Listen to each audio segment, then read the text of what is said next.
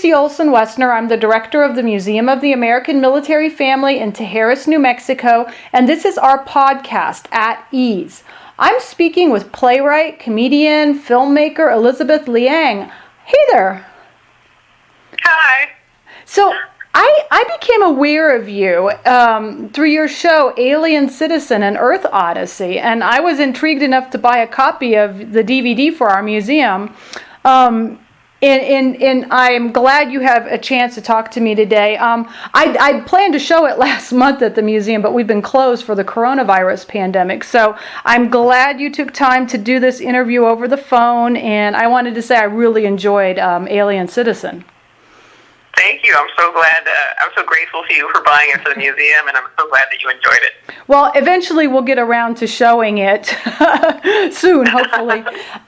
So I wanted to explain to our listeners, you're a self-proclaimed third culture kid. Can you explain to our listeners what that is, how you define that? Yes, the definition has evolved over the years.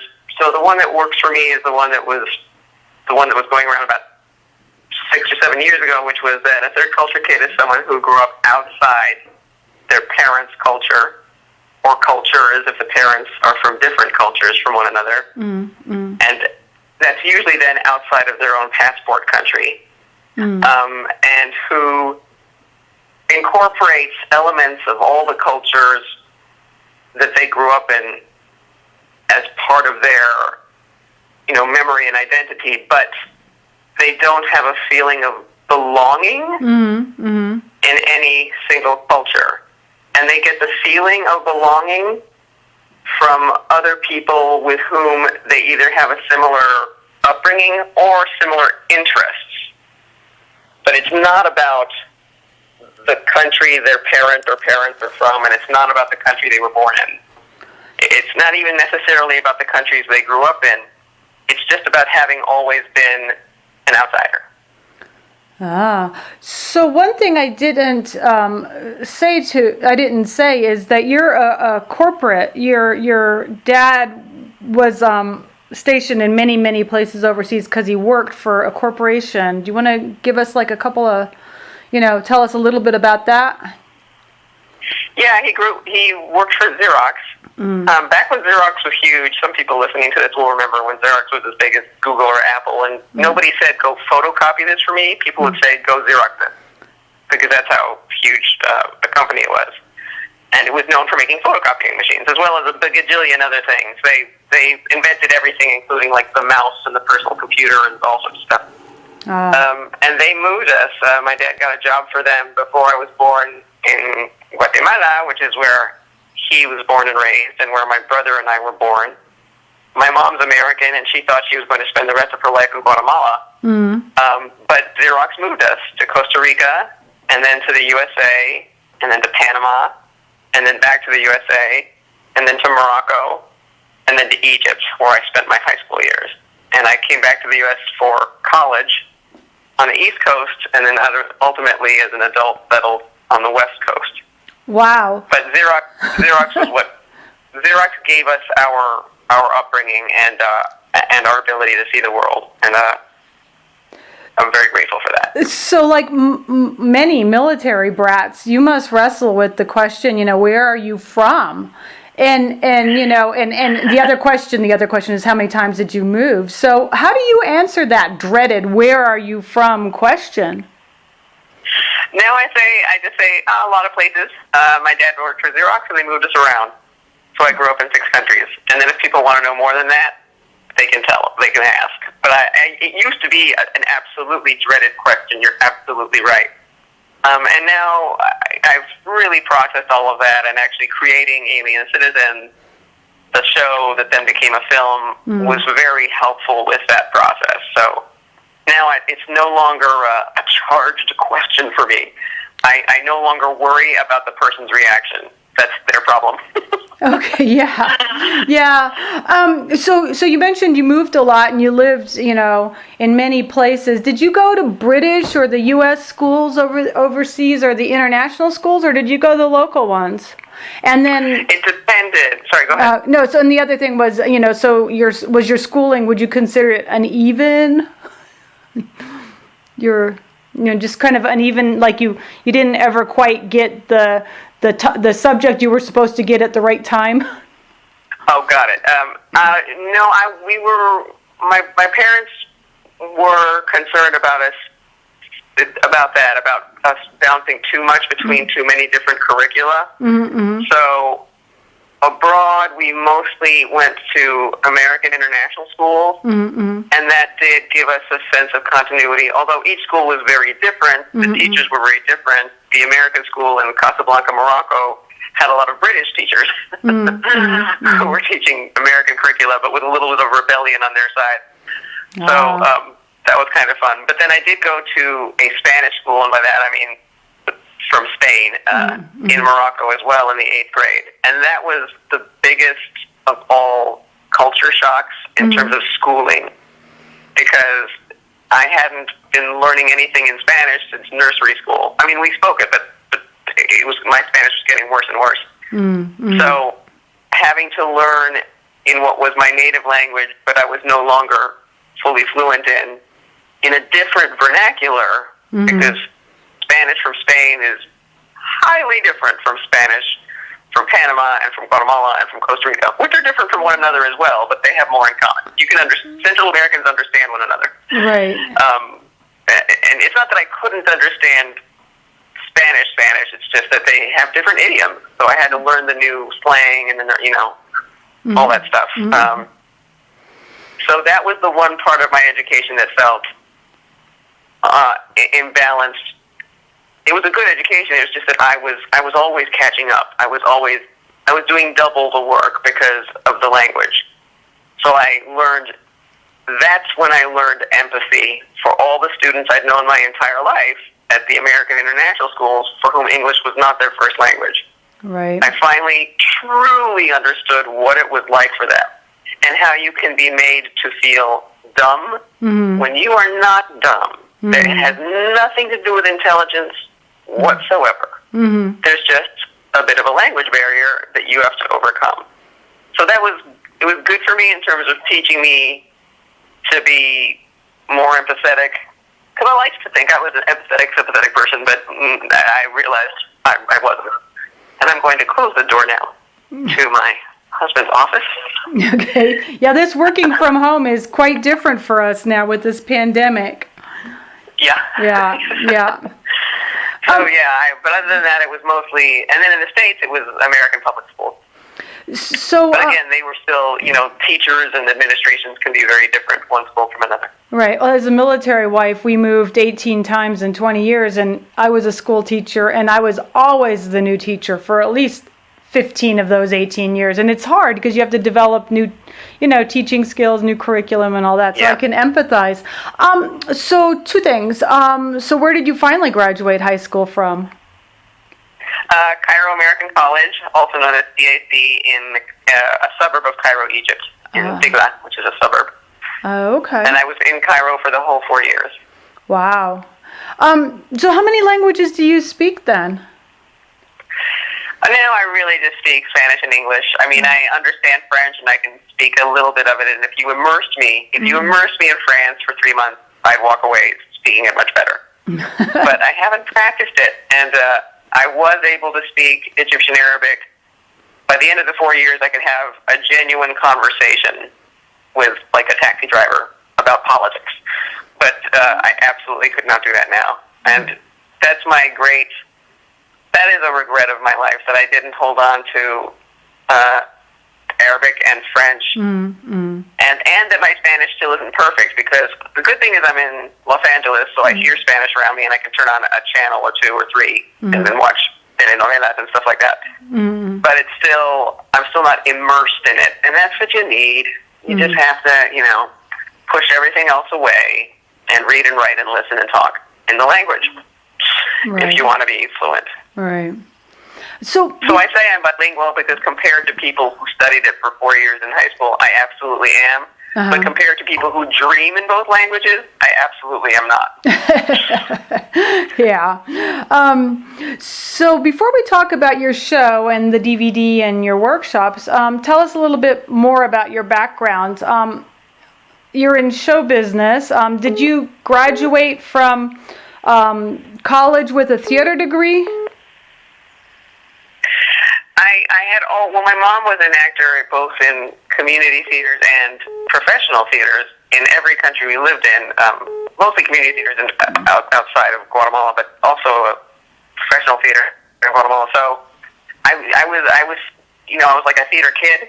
Mm-hmm. I was aware of all of that, and so I acted in plays in school and community theater, and then in college I almost became a drama major, but I was just too chicken. Because I knew that it was an extraordinarily difficult life to pursue, because I interned at the top casting office in Manhattan between my first and second year in college, and met all these great playwrights and saw all these great auditions and saw the absolutely random nature of casting. And it wasn't that the casting directors didn't want to cast good people. They always wanted to cast good people, and they tried. But the person who ultimately got the job, boy, was that an absolute toss-up, crapshoot lottery. So I didn't pursue it, and I was an English major instead, which is kind of, I think, probably pretty common for a lot of people who love theater. They become English majors or they become psychology majors. Because of interest in text, interest in story, and interest in human behavior.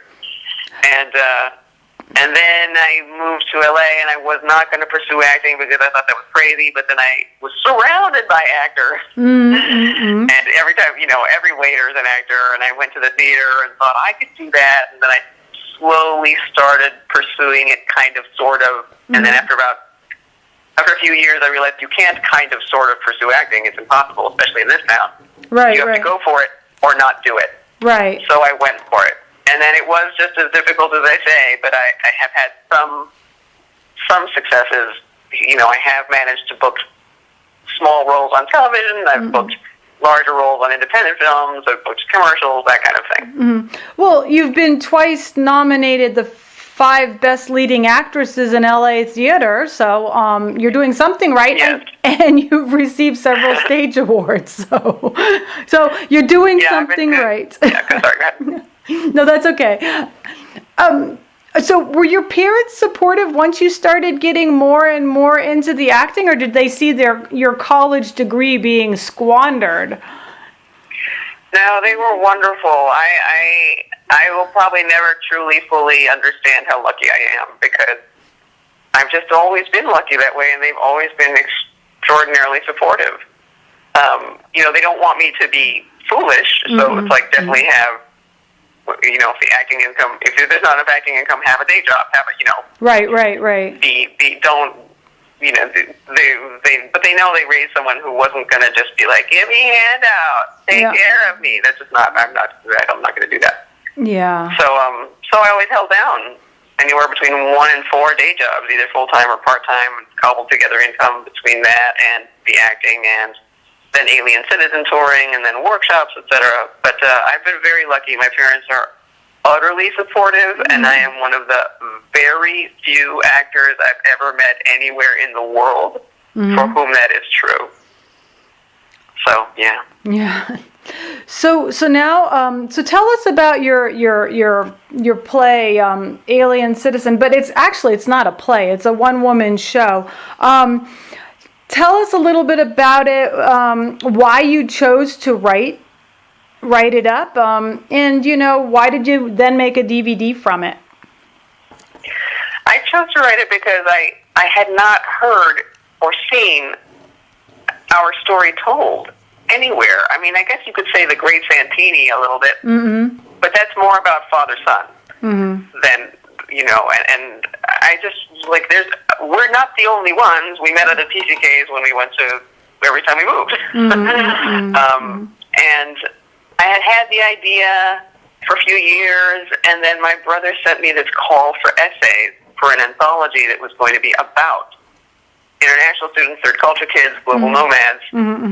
And I thought, if I write an essay about what it was like to create a solo show, I will be forced to create a solo show. Right. So I wrote this essay, and every little excerpt of the play that's in the essay is actually the first things I ever wrote for the one-woman show. Wow. And most of that stuff in the essay did not end up in the final version of the show, but it's what began it. And then I took a playwriting class and realized this isn't going to help me because it really was for the instructor didn't really understand what a solo show was, even though she's a playwright. She sees a lot of theater. She was great, though. She gave me very excellent tips, but still didn't understand how I was going to do it, didn't know how one person could play all these different roles. So then I took a class, a 6-month workshop, a master class on starting and finishing a draft of a one-person show. And that really helped me have what I needed to then work from, because it still wasn't fully ready. But then I could work from that with a director, and my director was my dramaturg. And then I had a show, and I opened it in LA in 2013, and I had no idea if anyone would be interested, if I would have to cancel performances, or if I would have to cancel the run. And fortunately, word of mouth was good, and audiences grew and grew, and it ended up being a good, successful run. And enough people kind of heard about it on social media in other countries that were saying, are you going to make a movie? Are you going to make a movie? Because we can't see it here in Singapore. Right. So I thought, okay, I guess I'll make a movie. But then, ironically, I did end up taking the show itself to Singapore, to Iceland, to Panama, to South Africa, and to Spain. So it did tour. So that makes me ask you, what kind of venues, when you go on tour with Alien Citizen, what kind of venues are you performing at? And then what kind of responses do you get from the audience? The first ones were international schools and the U.S. Embassy in Panama, and then it was a proper theater in Iceland, and then conferences, one in a classroom in Spain and another in a proper theater because it was a playwriting conference. It was wonderful, Women's Playwright International in South Africa, and then again international schools in Singapore. And I did retire the live show after 6 years. I felt very done with it, but it was wonderful to get to tour it, and the response overall. Also, I've toured it around the USA, mostly at colleges and universities, but also at a few conferences and festivals. And overall, the response has always been mercifully good and quite wonderful. The third culture kids find out about it somehow, and for them it's very resonant because they too haven't seen our story told. Right. But also multiracial people like myself, because I go into that, but what it is to be have quote unquote different races, and also intercultural people who grew up speaking different languages. I was surprised by how many people resonated with the character I call Hamid. I've changed his name to protect him. But who doesn't speak any language with what would be considered a native accent. All the languages he speaks are slightly sort of internationally foreign accented. And I met people in audiences who said, that's me. That's me. My whole life I've been teased because I speak, blankety blank with an American accent, but I speak English with the other accent. Right. And that's been wonderful, just discovering how many people, including people who grew up in one place, speaking one language, surrounded by people who are a lot like them, who still related to it, because we've all been kids. We've all been teenagers. We've all been the odd one out at some point. We've all been in love, requitedly or unrequitedly. And I go into that. There's a lot of teenage angst in the show, and everybody's been there. Exactly. Well, I thought it was really a good show, and I was telling you earlier that I grew up to DoD parents, and so I didn't move as a child, but all my friends were military kids, and they moved every 3 years, and so I would have friends come and go every 3 years. But then as a military wife, we moved a lot. I have some words that I say with a Texas accent, and other words I say with a Southern accent, and then others are from Massachusetts. So it's, people always ask me just based on my accent, where am I from? And I'm kind of with you. I'm sort of used to it by now because I did grow up in Germany, but it resonated with me, and I think that this film would resonate with a lot of the military kids too, even though you're talking more about like a corporate, a corporate moving and stuff. But there was so much there that just struck a nerve with me. I was laughing. I'm not a big laughy person, but I laughed. So I was going to ask you, why do you think it's important for you to actually, I know you said the story hasn't been told much, but why is it important for you to talk about multiculturalism and identity? Why was this story so important? Because, it seems like it would only resonate with a small subculture, but are you finding that it is resonating with a lot more people? But why is it important to tell this story at all? Because it's part of the human spectrum. It's part of the great prismatic, rainbow of human stories. Mm-hmm. Like, why is it important to tell any story? Mm-hmm. Because we've experienced it. Like, why would any story be more important than any other? Mm-hmm. It's not. The point is that that's how human beings connect. And I'm going to be cliche and say there we all were. Mm-hmm. Thousands and thousands and thousands of years ago, hundreds of thousands, sitting around a fire, and someone told a story. Someone acted it out. It's the way we learn how other people live and how we might be able to follow that example or not follow that example. And just, we're interested in one another, Yeah. Anybody who's not a narcissist is interested in other people. Right. And so many people have multicultural and intercultural life experiences. Like, there's tons of children of immigrants. There's tons of immigrants themselves. There's tons of borderlanders who are right there between Texas and Mexico or, Wisconsin and Canada. And that's just in the USA. Europe, good Lord, they've been interacting with one another for forever, and Asia and Africa, like, all over the world, the small town with people who are all exactly alike is rarer and rarer, I think. Yeah, that is and true. And even they are interested in how other people, like a lot of people leave those small towns because they're interested in meeting other people. So, and that alone is a multicultural experience for them because now they've moved to whatever country or city or larger town. And it's just part of the human, it's part of the human experience, and so it should be told. That's what I think. So, the more I read about you, and I read your bio, and the more impressed I am. But in addition to theater and film and TV, you're also a blogger and a published writer. And so I wanted to ask you to tell us a little bit about your work with Displaced Nation and your own blogs. And do you consider yourself to be an activist? I guess I do. The Displaced Nation is an online wonderful resource for expats, third culture kids, people who are immigrants, people who are living in different countries from the ones they grew up in, perhaps, and or who have had that experience. And I was asked to do this column in which I interviewed adult third culture kids who worked in creative fields. So they were either artists or artistic. And that was a real joy, getting to know other people's stories. And I did that for about 3 years, and it was around once a month I'd interview someone. So if you go to the displacednation.com and then /TCK Talent, I did that for about 3 years, and then that was taken over by Dunya Berticelli, I believe, and she also interviewed people. But it was nice to not only meet other adult TCKs or interview them, but to learn what their artistic processes were and what made them become writers or painters or photographers, etc. And then my blog is called Suitcase Factory, and it's at suitcasefactory.wordpress.com, and it's all about creating and touring a solo show. But so much of it is about the creative process that anybody who has made anything, anybody who considers themselves creative or artistic or is an artist, I hope they'll take a look at it, because it's a lot about that, about just like how you put the thing together and when to take breaks and how to remove things that are no longer working in the piece, etc.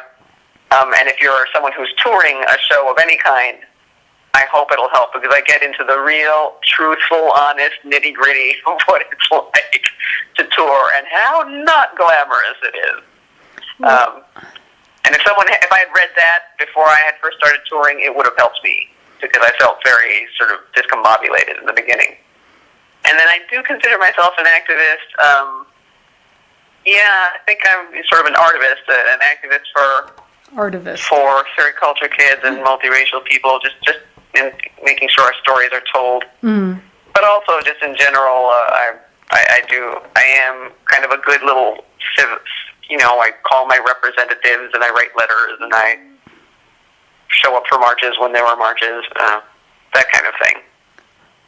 Well, that's really cool. So getting back to Displaced Nation for a minute, a lot of military brats and veterans and people like that, they'll meet somebody like them. So let's go back to the brat. So brat will meet another brat, and instantly there's a click, there's a bond, even though they didn't go to the same, they weren't even in the same countries. Or like veterans, right. they weren't even in the same wars, but they have this instant connection. And so did you find that with the people that you were interviewing on Displaced Nation? Was there like an instant bond, or?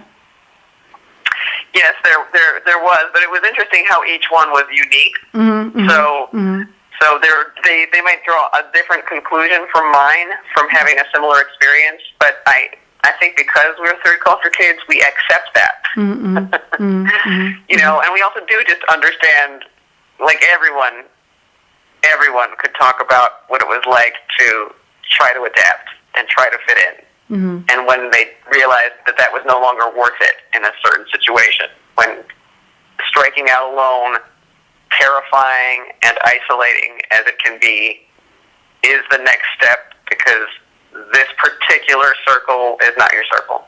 Mm-hmm. And you don't have to try to fit in with them. And that's a huge, huge, huge, huge step for TPKs, I think, because our life has taught us to do the opposite. Yeah, to fit in, to adapt quickly and fit in, yeah. And what you were saying about military brats, yeah, one of the first people that you actually see an early rough workshop performance of the show is a dear friend who's a military brat, and the fact that she loved it made me think, okay, this might work, because she grew up on military bases, very different from me, but still, you're moving, moving and losing friends and gaining friends, and people like you who stayed in the same place, but there was a revolving door of friends coming and going, and they all spoke very poignantly when I performed this at international schools. Their story. I want you guys to tell that story, because that story's not told, and it's so important. There's a point at which, for a lot of them by high school, they gave up. They were not going to make any new friends with the new kids. There was just no point, because those new kids were going to leave. Right. And that's very moving to me. So I hope that story will be told too. So, in between all of your acting and your writing and your other pursuits, you still find time to teach workshops and other things. So, can you tell us a little bit about some of the other things you're doing, the workshops and? Yes, currently, especially during this pandemic, workshops are what I'm doing the most. They're kind of all I'm doing. I lead workshops that help people to tell their own intercultural stories, either in memoir or as a solo show or as a personal essay, or if they want to be a public speaker and do it for TED Talks, etc. And I do them via Skype online, and that's been true for 6 years. I've been leading these workshops for a little over 6 years, both in person in LA and via Skype with people all over the world. Literally, almost every continent. And I'm also trying to do that with colleges and universities, because I've always done those in person, and I'm hoping to try to get more bookings of the workshop at colleges and universities via Zoom, since that's how everyone's instructing nowadays. But it gives me great joy just to hear other people's stories and help and to facilitate bringing out the gold, because every story has gold in it. You just have to kind of find it, and that's been wonderful. So what traits did you develop as a third culture kid that have helped you most in life? All the things we already know, like it does help to have more facility with language. It does help to understand just enough to be able to get by. But also it kind of helps in ways that I think we're very attuned to human behavior, and we'll see that person is having a different reaction from the other people, and to help draw them out or help see what's going on there. Like I find that I'll know something's wrong with someone before other people do, because I just see it. And that can be a good. I'm sure it's great for psychologists and psychiatrists and therapists and social workers. But it's also good for playwrights and actors, because that's what we do. We interpret. And just like being game, like I love to travel, and you know, you want to go try that restaurant? Okay, I'll go try that restaurant. And wanting to see, and really loving foreign films, films that aren't in English. I adore them. Just take me out of the USA. I live here, and I'm glad I live here, but I mean, I have all sorts of feelings about it right now. But I love any story that's set in places I have been and places I have not been.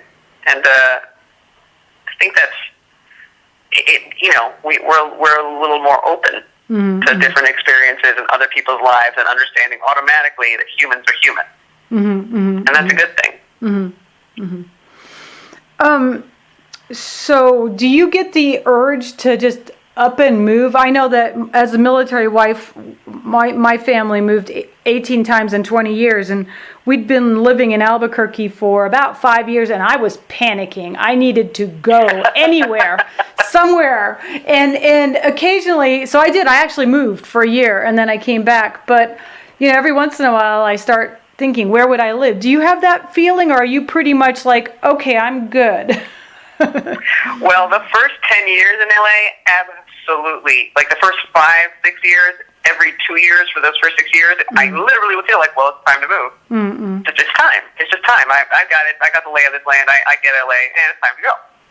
But I was pursuing an acting career, or toying with the idea of it, and I knew if you move now, you're going to start all over again. Right. And then the last 4 years, like years 6 to 10, every single year, it was time to go. And it's a measure of, you know, how hard an acting career is to pursue, and my understanding of that. And by then I had met my boyfriend, who became my husband. And he wasn't going anywhere, and I had always said my whole life I will never move for a man. But I found myself staying for a man and a career, both. And then about 10 years ago, I realized I can't do this anymore. I cannot live in the city anymore. I just can't. I'm going to lose my mind. Right. And thank goodness I created Alien Citizen, because it got me out of the city, out of the state, and out of the country regularly. Yeah. And that really saved my butt. And now that it's a film, before the pandemic, I was going to be taking it around outside the city and state to screen it, and then have filmmaker talk back and maybe lead workshops. And hopefully that will happen once this worst part is over and we're all able to travel safely again. Because that's what keeps me sane. It's true. I'm just like you. It's like it doesn't matter how big and sprawling LA is. It doesn't matter how many very, very different neighborhoods. It doesn't matter that the world is here. If you want Burmese food, you can get it. Right. That's not the same as going to Burma. Exactly. So I absolutely need to get out. So I hope that I'll be able to tour with the film and with my workshops again. Well, meanwhile, I'm staying at home, because, of course, but I am like you in that sense. Need to get out. So we need to wrap it up, but please, I know we mentioned a bunch of different sites and names of things. How can people find out more about you, your work? Give us your handles for your different social media, so that our listeners can, see what we were talking about. I'll put some links up too, but I just want you to tell, how can people find out more about you and your work, and anything else you want to talk about? Yeah. Yeah, the website for the solo show is AlienCitizenSoloShow.com. Okay. And the website for the workshops is InterculturalStorytelling.com. And my handle on Instagram is Hapalis, Hapalis, And on Facebook, you can just find, if you just search Alien Citizen Solo Show, that'll come up. And intercultural storytelling, it'll come up, although it'll come up saying, tell your intercultural story, but it'll come up. And then Twitter is Elizabeth, a.k.a. Lisa. There's not enough room for the H in Elizabeth, which is my real name. So it's Elizabeth, a.k.a. Lisa. Okay, hey, so that sprung something into my mind. What does Happiless mean? Because that's the name of your production company, is it? Yes, it is. I came up with it years ago, and I don't love it anymore, but it's just stuck with me. Hapa is a Hawaiian word that means half or partial, and it used to be an epithet that people would use against anyone who was half foreign, which usually meant half white, Hapa haole. But then over time it evolved, and it just became anyone who was part Hawaiian, and then anyone who was part Asian and or Pacific Islander. And it even more broadly has been used to mean anyone who is biracial or multiracial. So Hapa and then Lise is short for Lisa. So I came up with Hapa Lise years and years and years ago when I formed a production company to produce the Chekhov play Three Sisters. Okay, all right, because I had been wondering about that. So is there anything else you would like our listeners to know about you, or anything you'd care to spend the last couple of minutes before we wrap up? Just that you can now stream the film on Gumroad. If you go to the AlienCitizenSoloShow.com site, it will lead you to where you can stream it for $4.99. Oh, cool. That's helpful. Anywhere in the world where you have internet. So I hope people will take advantage of that. Okay, well, great. Gumroad? I've never heard of it. G-U-M... ROAD, yeah. Okay. Well, no, that's good, because there's a lot of people at home right now that are looking for new and fun things to do, and so that might be an outlet for them. So that would be great. That would be great. You can stream it on gumroad.com. All right. Well, once again, this has been Circe Olson Woessner. I'm the director of the Museum of the American Military Family in Tijeras, New Mexico, and this was our podcast at Ease, and I've been speaking to Elizabeth Liang, and it's been a pleasure and a lot of fun. So thank you for joining us. Thank you so much for having me. It's been a pleasure for me too.